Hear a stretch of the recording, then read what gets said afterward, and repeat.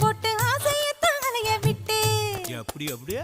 அக்கம் பக்கம் கண்ண போட்டு ஆசையத்தான் அலைய விட்டு பொம்பளைய பாக்குறவங்க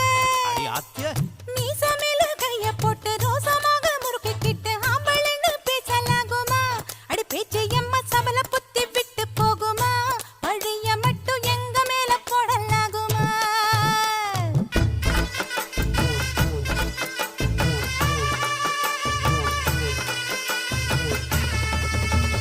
புருஷங்கிட்ட கொஞ்சி பேச வீடு வாச இல்லையா நேரங்கிட்ட நேரத்தில நீங்க மட்டும் வரலையா